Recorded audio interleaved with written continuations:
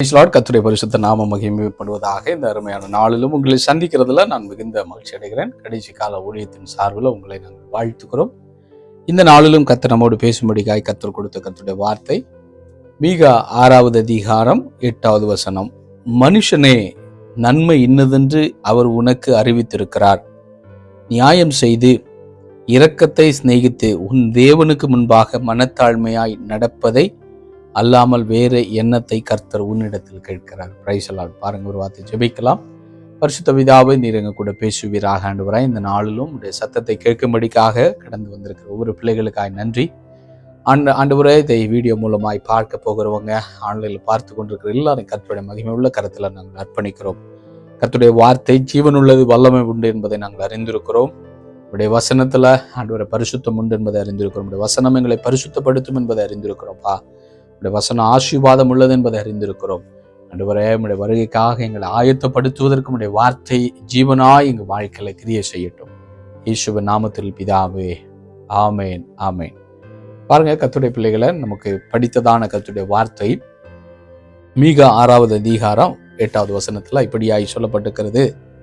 மனுஷனே, நன்மை இன்னதென்று அவர் உனக்கு அறிவித்திருக்கிறார். பாருங்க, ஆண்டவராகிய இயேசு கிறிஸ்து இன்னைக்கு பாருங்க, உங்களுக்காக எனக்காய் கல்வாரி சிலுவையில் ரத்தம் சிந்தி மீட்டெடுத்து இன்னைக்கும் ஜீவனோடு இருக்கிறார் என்று சொல்லி கர்த்தராகிய இயேசு கிறிஸ்துவை குறித்து வேதம் சொல்கிறது. அப்போ இயேசு கிறிஸ்து வருவதற்கு முன்னாடி தேவனாகிய கர்த்தர் வார்த்தையா இருந்தாரு. தேவனை மனுஷனால என்ன செய்ய முடியல, பார்க்க முடியாத அளவுக்கு அவர் ஆவியா இருந்தார் என்று சொல்லி கர்த்தருடைய வார்த்தை சொல்லுது. அதுதான் யெகோவா தேவன். அப்போ யெகோவா தேவன் அவர் மனிதனன் பார்க்கக்கூடிய விதத்துல மனிதனோடு தங்குவதற்கும் மனிதனோடு கூட இணைந்து வாழ்வதற்காக ஒரு இயேசு கிறிஸ்துவாய் 2000 வருஷத்துக்கு முன்னாடி இந்த பூமியில அவர் என்ன செய்தார்? பூமியில கடந்து வந்து மனிதனுக்காக கடைசி சொட்டு ரத்தத்தை வரைக்கும் அவர் உங்களுக்காக எனக்காக ரத்தம் சிந்தினார் என்று சொல்லி கர்த்தருடைய வார்த்தை சொல்லுது. அப்போ ஒரு மனிதன் இந்த உலகத்துல எதற்காக இந்த உலகத்துல பூமியில மனிதன் வாழ்ந்து கொண்டிருக்கிறார்? மனிதன் என்ன செய்ய வேண்டும்? மனிதன் இந்த உலகத்துல எதை எதிர்பார்க்கிறார்? உங்களை என்னை படைத்து உங்களுக்காக ஜீவனை கொடுத்த தெய்வம், உங்களை மீட்டெடுத்த தெய்வம் எதை எதிர்பார்க்கிறார் மனிதனிடத்துல? இன்னைக்கு அநேக நேரங்கள்ல பாருங்க, நம்மளை படைத்த தெய்வம் என்ன எதிர்பார்க்கிறார் என்கிறதை குறித்து ஒரு அறிவற்றவர்களாய் நம்ம வாழ்கிறோம். எக்ஸாம்பிள் பாருங்க, இதை பார்த்து கொண்டிருக்கிற நீங்களா இருக்கலாம், உங்களுடைய வாழ்க்கையில திருமணமாகி இருக்கலாம். திருமணமாகி உங்களுக்கு குழந்தை ஆண்டவர் கொடுத்திருப்பார். இப்போ ஒரு சிலர் ஒருவேளை பார்க்கிறவங்க திருமணம் ஆகாதவர்களாக இருப்பீர்களா? திருமணம் ஆகலாம், உங்களுக்கு ஃபியூச்சர்ல ஆக போகுது. எக்ஸாம்பிள், உங்களுக்கு ஒரு குழந்தையை கற்றுக் கொடுத்தாருன்னு வச்சுக்கோங்களேன்.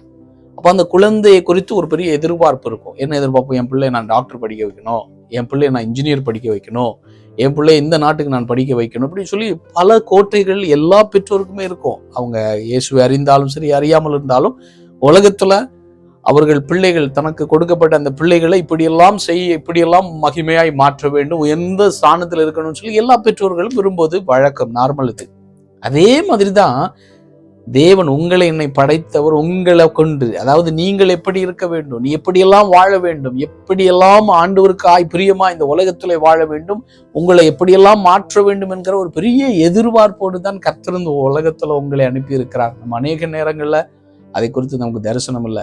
ஆனா சாதாரண ஆஃப்டர் இந்த சாதாரண உலகத்துல வாழ்கிற உங்களுக்கே எனக்கே, அதாவது இந்த பூமியில வாழும்போது நம்முடைய பிள்ளைகளை குறித்து இவ்வளவு பெரிய திட்டத்தை வைத்திருக்கும் போது, உங்களை என்னை படைத்த தெய்வன், இந்த உலகத்துல எனக்கு 800 கோடி அதிகமான ஆத்துமாக்கள் இருக்கிறாங்க. 8 பில்லியன் ஆத்துமாக்கள் இந்த உலகத்துல மனிதர்கள் வாழ்ந்து கொண்டிருக்கிறாங்க. அப்ப அந்த 8 மில்லியன் ஆத்துமாக்கள் மரித்து போனவர்கள் இருக்கிறாங்க, இன்னும் வரப்போகிறவங்க இருக்கிறாங்க. எல்லாரையும் குறித்து ஒரு நோக்கம் மனிதனிடத்துல தேவன் எதிர்பார்க்கிறார். அப்போ அந்த எதிர்பார்ப்பு என்னன்னு சொல்லி நீ நம்ம அறிந்து கொண்ட அந்த உலகத்துல வாழ்வதற்கு என்ன தெரியுமா? உலகத்துல வாழ்வதற்கு உங்களுக்கு விருப்பம் உண்டாகும். உலகத்துல வாழ்வதற்கு ஒரு ஒரு மீனிங்ஃபுல்லான ஒரு லைஃப் வாழ முடியும். இதற்காகத்தான் இந்த உலகத்துல கர்த்தரனை அனுப்பியிருக்கிறார் என்கிற ஒரு தரிசனம் கிடைக்குதுன்னு வைங்களேன்.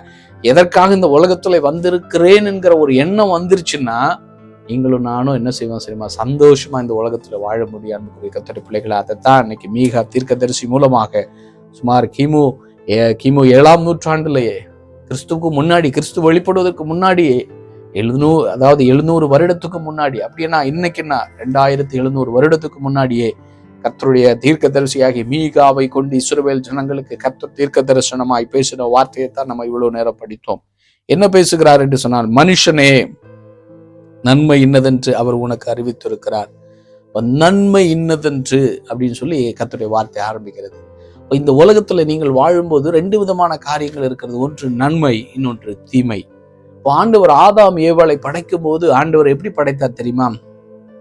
நன்மை உடையவர்களாக. இந்த உலகத்துல எது காரியங்கள் நன்மை உடையதா இருக்கிறதோ அந்த நன்மையான காரியங்களை மாத்திரமே அவர்கள் அறிந்து கொள்ள வேண்டும் என்கிற ஒரே ஒரு ஏக்கத்தோட தான் கர்த்தர் யாரை படைத்தாரு?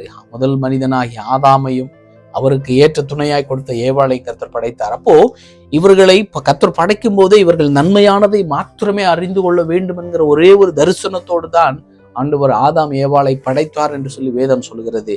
ஆனால் அங்க நடந்த ட்விஸ்ட் என்ன அப்படின்னா, ஆண்டவர் அவர்களை சோதிக்கும்படிக்காக இவர்கள் எனக்கு கீழ்ப்படுகிறார்களா இல்லையா என்று சொல்லி கர்த்தர் ஒரு சோதனையை மனிதனுக்கு வைத்தார். அந்த சோதனையில அவர்கள் என்ன செய்தார்கள்? விழுந்து போகிறார்கள். அந்த சோதனை என்ன அப்படின்னா, நன்மை தீமை அறிந்து கொள்ளத்தக்க ஒரு கனியை உள்ளாடி ஆண்டவர் வைத்து ஆண்டவர் டெஸ்ட் பண்றாரு. இவங்க என்னுடைய வார்த்தைக்கு கீழ்ப்படிவார்களா இல்லையா என்று சொல்லி அந்த டெஸ்ட்ல இவர்கள் ஃபெயில் ஆகி அந்த கனியை சாப்பிட்டதுனால இவர்களுக்கு என்ன கிடைக்குது? எது நன்மை எது தீமை என்பதை அறிந்து கொள்ளக்கூடிய ஒரு அறிவு அவர்களுக்கு உண்டாகிறது. அதுவரையிலும் ஆதாம் ஏவாளுக்கு நன்மை மட்டும்தான் தெரியும். ஏனென்று சொன்னால் நம்முடைய ஆண்டவர் நன்மை செய்கிற ஆண்டவர். அவருக்கு தீமை செய்ய தெரியாது. நம்முடைய ஆண்டவர் தீமை செய்யணும்னு சொல்லி உனக்கும் எனக்கும் கெடுதல் செய்யணும்னு சொல்லி தெரியாத ஒரு ஆண்டவர் தான் நீங்களும் நானும் ஆராதித்து கொண்டிருக்கிற தேவன். ஒரு மனிதனை கர்த்தர் எப்படி படைத்தாராம்? நன்மை மாத்திரம் அறியத்தக்க மனிதனாய். நன்மை தீமை அல்ல, தீமை அறிந்து கொள்ளக்கூடாது. ஏனென்று சொன்னால் ஒரு மனிதன் தீமை அறிந்து கொள்ளும் போது அவன் தீமை செய்வதற்கு விரும்பி விடுவான் என்று சொல்லி தேவனுக்கு தெரிந்துதான் அவன் தீமையை மனிதன் அறிந்து கொள்ளக்கூடாது என்பதற்காகத்தான் கர்த்தர் என்ன செய்தாரு? அந்த கனியை சாப்பிடக்கூடாது என்பதற்காகத்தான் கர்த்தர் என்ன செய்தார்? நன்மையை மட்டுமே அறிந்து கொள்ள வேண்டும் என்று சொல்லி விரும்பி கர்த்தர் மனிதனிடத்துல ஆண்டவர் ஒரு கட்டளையை கொடுத்தார். நான் மனிதன் என்ன செய்து விட்டான் தெரியுமா?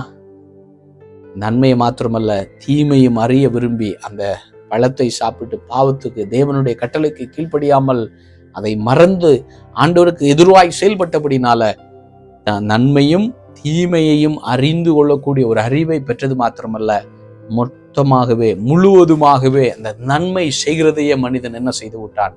விட்டு தீமையில பிரியப்பட ஆரம்பித்தான். அதனால தான் பாருங்க, அந்த ஆதாம் ஏவாளுக்கு பிறந்த முதல் தலைமுறையிலேயே காயின் என்று சொல்லி முதல் மனிதன் இருந்தான். காயின் ஆபேல். காயின் முதல் மனிதன் தான், முதல் பிள்ளை தான். தேவன் இவ்வளவு பெரிய ஒரு சந்தோஷமாய், இவ்வளவு பெரிய ஒரு மகிமையாய் மனிதனை படைத்து ஒரு சந்தோஷமாக எல்லாவற்றையும் நன்றாயிருக்கிறது நன்மையாய் இருக்கிறது என்று சொல்லி மனிதனை ஒன்றொன்றாய் பார்த்து உருவாக்கி சந்தோஷப்பட்ட அதே தேவன் மனிதனை உருவாக்குனதற்காக வேதனைப்படுகிறார். ஐயோ, இவர்களை நான் எதற்காய் உருவாக்கினேன்? இவர்களை நான் உருவாக்குனதற்காக எனக்கு மனஸ்தாபமாய் இருக்கிறது என்று சொல்லி ஆதியாகமம் 6வது அதிகாரம் வரும்போது ஆண்டவர் மனஸ்தாபப்படுகிறார். இவர்கள் செய்கிற தீமையை பார்த்து, இவர்கள் செய்கிற அக்கிரமத்தை பார்த்து, இவர்கள் செய்கிற பாவத்தை பார்த்து தேவன் கண்ணீர் வடிக்கிறார். ஐயோ, இவர்கள் எதற்காக இவர்களை நான் உருவாக்கினேன்? நன்மை செய்கிறவனாய்த்தானே நான் உருவாக்கினேன். இவர்கள் நன்மையை விட்டு தீமை செய்கிறவர்களாய் மாறிவிட்டார்களே என்று சொல்லி தேவன் பாரப்படுகிறத நம்ம வேதத்துல பார்க்க முடிகிறது. ஆண்டவர் இந்த பூமியை உருவாக்கி சில வருடங்கள்ல இது நடக்கிறதுங்க. அன்புக்குரிய கர்த்தருடைய பிள்ளைகளை, இதை கேட்டுக்கொண்டிருக்கிற கர்த்தருடைய பிள்ளையே, ஒருவேளை உன் வாழ்க்கை என் வாழ்க்கை எப்படி இருக்கிறது? நன்மை செய்கிறீர்களா? நன்மையை விரும்புகிறீர்களா? இல்ல தீமையை செய்கிறதற்கு விரும்பி ஓடிக்கொண்டிருக்கிறீங்களா? கடைசி காலம், பிசாசு தீமையை அதிகமாய் விதைத்து கொண்டிருக்கிற காலம். உலகமெங்கும் பார்க்கிறோம். கிறிஸ்தவர்கள் கூட இன்னைக்கு, ஆண்டவரை அறிந்தவர்கள் கூட, ஜீவனுள்ள தேவனை ஆராதிக்கிற மனிதர்கள் கூட, ஊழியக்காரர்கள் கூட இன்னைக்கு ஒரு ஊழியக்காரன் இன்னொரு ஊழியக்காரனுக்கு விரோதமாய் தீங்கான காரியங்களை யோசித்து அவனுக்கு விரோதமான காரியங்களை செய்து கொண்டிருக்கிற கடைசி காலம் என்று சொல்லி கர்த்தருடைய வார்த்தை சொல்லுது. அன்புக்குரிய கர்த்தருடைய பிள்ளைகளை, ஒருவேளை இதை கேட்டுக்கொண்டிருக்கிற விசுவாசிகளே, இதை கேட்டுக்கொண்டிருக்கிற கர்த்தருடைய பிள்ளைகளை, இயேசுவை அறியாதவர்களா இதை நீங்க கேட்டுக்கொண்டிருந்தால் உங்களோடு ஆண்டவர் பேசுறாரு.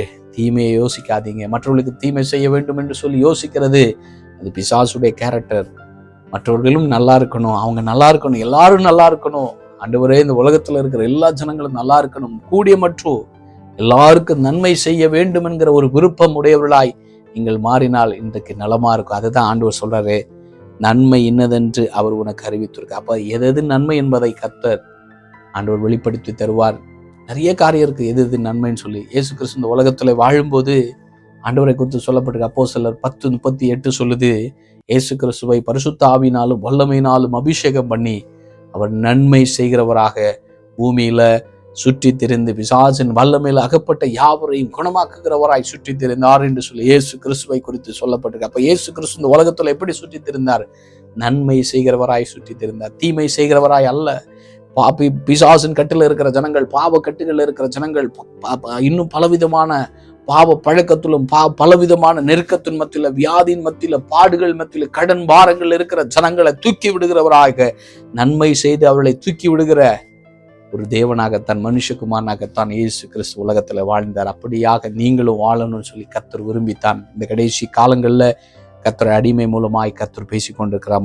ஒன்று. இரண்டாவது, நியாயம் செய்து, நியாயத்தை செய்யணும். அநியாயம் பெருகிற காலம், கடைசி காலம். எங்க பார்த்தாலும் அநியாயம் பெருகி கொண்டிருக்கிறது. கவர்மெண்ட் டிபார்ட்மெண்ட்ல அநியாயம், இன்னும் பலவிதமான ஈவன் கிறிஸ்தவர்கள் கூட இன்னைக்கு அநியாயம் உள்ளவர்களாய், ஊழியக்காரர்கள் கூட அநியாயம் உள்ளவர்களாய் மாறிக்கொண்டிருக்கிற காலம் தான் அந்த கொடிய காலம். அநியாயம் செய்யக்கூடாது என்று சொல்லி கர்த்தர் விரும்புகிறார். 2. 3வது, இரக்கத்தை சிநேகித்து இரக்கம் உள்ளவர்களா இருக்கணும். கிறிஸ்தவர்கள் ஒரு காலத்துல, கிறிஸ்தவர்கள் என்று சொன்னாலே ஐயோ கிறிஸ்தவங்க ரொம்ப அன்பா இருப்பாங்க, ரொம்ப இரக்கமா இருப்பாங்க. இன்னைக்கும் சிலர் சொல்றதை நான் கேட்டிருக்கிறேன். இயேசு அறியாதவங்க கிறிஸ்தவங்களா, நம்ம பேசுற பேச்சை பார்க்கும்போது நீங்க கிறிஸ்தவங்களா அப்படின்னு என்கிட்ட கேட்டிருக்காங்க. நீ கிறிஸ்தவனா? எஸ். ஏனென்றால் நம்முடைய பேச்சை வெளிப்படுத்தும்.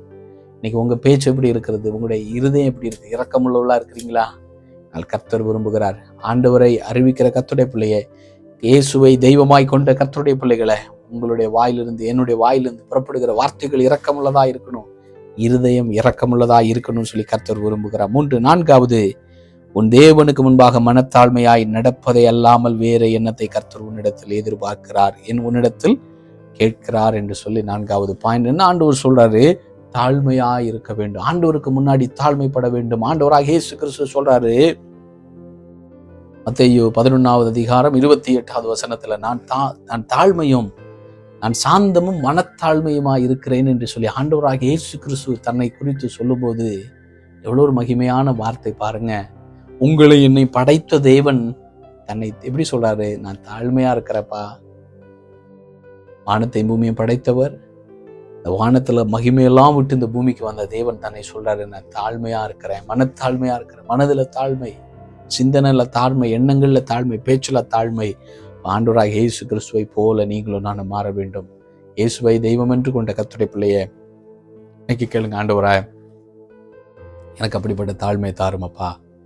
உண்மை நான் உலகத்துக்கு காண்பிக்க நான் விரும்புகிறேன்னு சொல்லி ஒப்பு கொடுவோமா? கடைசி காலம்தான்.